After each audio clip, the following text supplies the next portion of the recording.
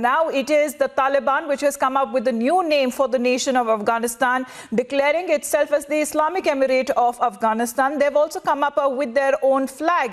To discuss more on that, Aarti Tikoo Singh is now joining us here on the broadcast. Good afternoon to you, Aarti. We have been getting multiple ground reports, and it is to say nonetheless, it's terrifying just to see what Taliban has been up to. They may claim on one hand that this is a new Taliban, and they are here to provide safety and security to the people of Kabul. But there are pictures and hundreds of videos that suggest otherwise. They continue with the way that used to terrorizing people there on the streets when it comes to the government offices, the parliament takeover, and even the presidential palace. Absolutely. There should have been no doubt whatsoever to start with. In fact, from the very beginning, we should have expected this, because Taliban has never hidden the fact that they want to be an Islamic republic or an Islamic state. They have never hidden it from anybody, whether it was... Hello? Yes, please go on.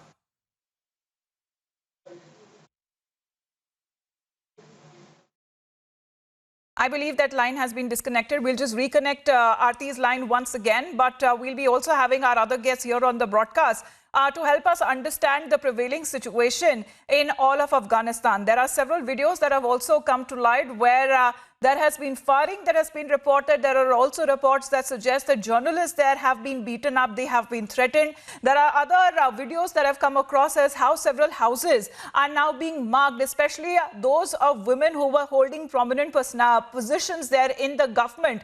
And also, on one hand, doing a press briefing, Taliban would want to suggest and would like to call itself now a changed Taliban to the world, saying that there is normalcy that prevails. Shops and markets that are now being reopened. They say that there will be no revenge or targeted killings. But there are hundreds of videos that are coming across of how such kind of revenge, rather targeted attacks are definitely taking place. Because Aarti, I believe you can hear me now. Please continue. Hello? Yes, Aarti, can you hear me? I can't hear you. I'm afraid we'll continue checking with that audio line with you. But those protests that I'm talking about that were happening in favor of the national flag of Afghanistan. But what is being said that the Taliban had fired at these protesters.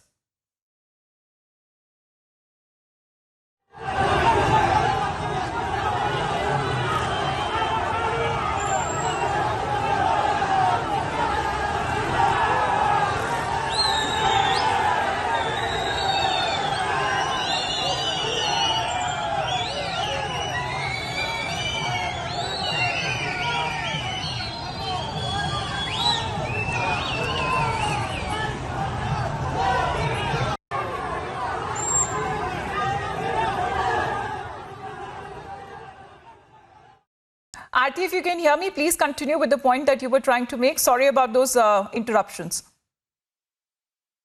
Yeah, I was saying that Taliban never hid it from anyone that it wants to establish an Islamic state in Afghanistan. And what does that really mean? It means Sharia law. And Sharia law, as we have all known, is fundamentally a very regressive idea of governance. It's a very anti-women, anti-minorities, and almost anti-human. It's against humanitarian values. It is against universal human rights. And that's what they want to establish. So anybody who was under any illusion that this Taliban who has had exposure to the West, who's traveled in business class planes, and who has had luxury access to luxury comforts and facilities in Dubai and elsewhere, has been completely mistaken, because that does not really change, one, their ideology. It does not change their mindset. It's the same Taliban that continues to have friendship with Al-Qaeda, which was responsible for 9/11 terror attacks. which killed 3,000 Americans in America. And it's the same Taliban which has now supported Hizbul Mujahideen, Lashkar-e-Taiba, Jaish-e-Mohammed, the Kashmir-centric terror groups. They are training and arming lot of mujahideen who went from Pakistan to Afghanistan for training.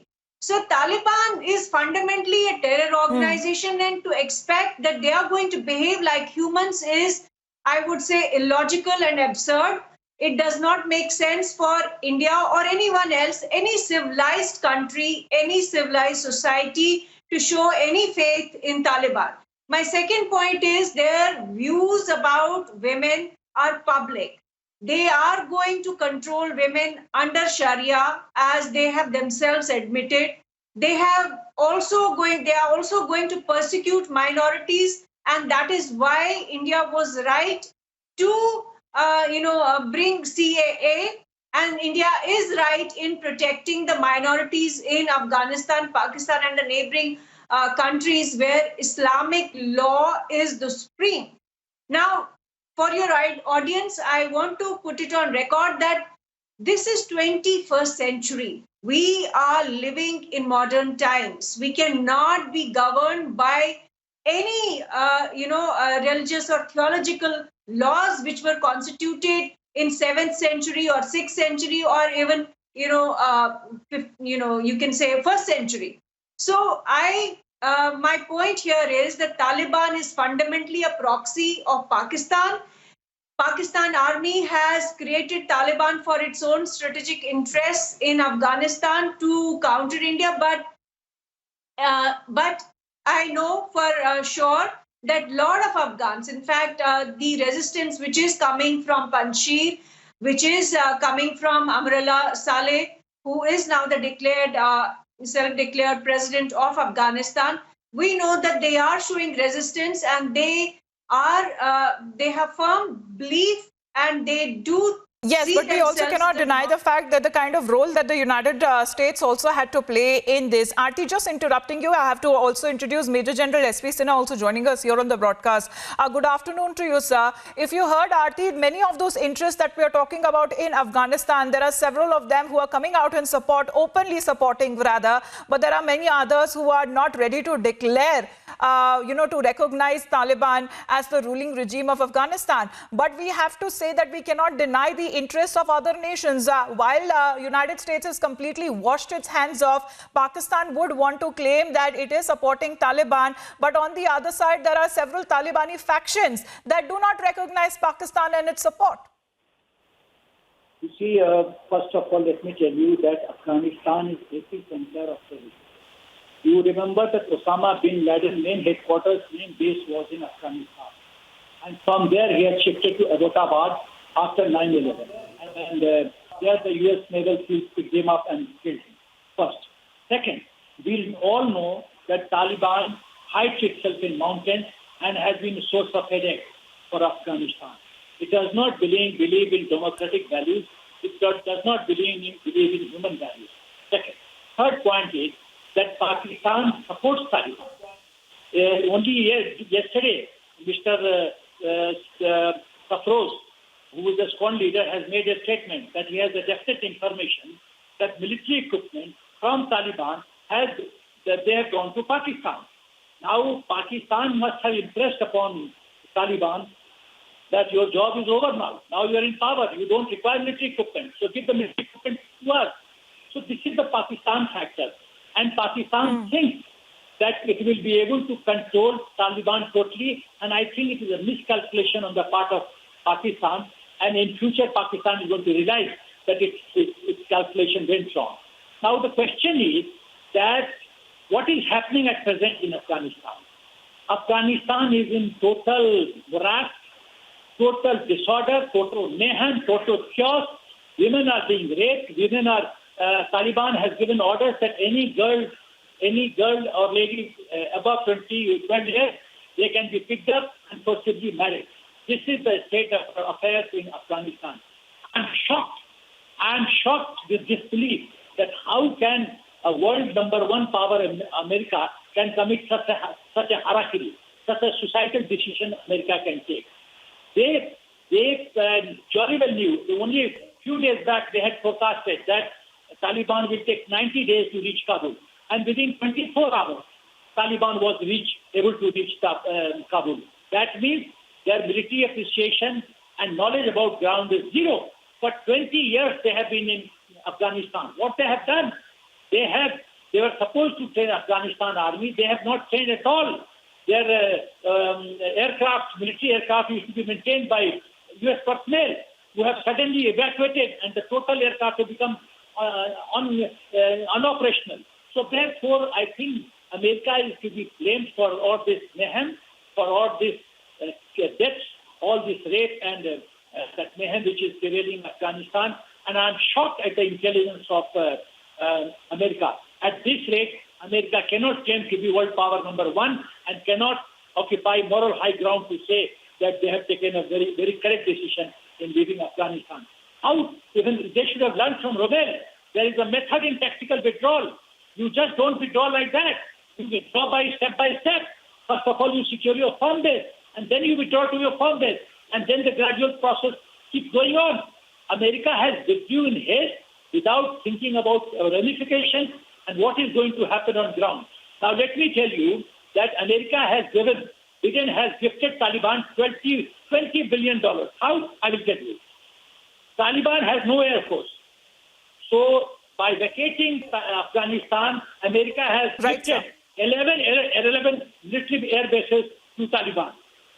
Between April 21 and June 21, America has handed over to Afghan National Defense Security Forces, ANDSF, 29 light attack helicopters. 829 light attack helicopters, quantity 6. 174 highly mobile multi-purpose wheeled vehicles. 10,000 2.75 high explosive rifles. 61,000 high explosive rounds. Ammunition. Bullets. 20 lakh bullets. And to summit, 211 air platforms America has gifted to Taliban. Now, I fail to understand how can a country commit harakiri strategic suicide like this? How can you leave Afghanistan and you are not even trained those Afghani military? You know there's not even one bullet fired and there is a Pashtun factor. And what is that Pashtun factor? 98% of the military of Afghanistan are from Pashtuns. Taliban are from Pashtun area. These people have betrayed the nation. These armed forces people of Afghanistan have betrayed the nation. They have sided with Pashtuns and who are Taliban. And therefore not a bullet was fired. They walked into Kabul as if they are coming from marriage. In army we are taught, fight last man, last round. That is our motto. Till last man is alive and last he has got one round with him, he will fight to die. No problem. So but look at what is happening in Afghanistan. That not a single bullet has been fired. The approach roads to Kabul, they were never mined.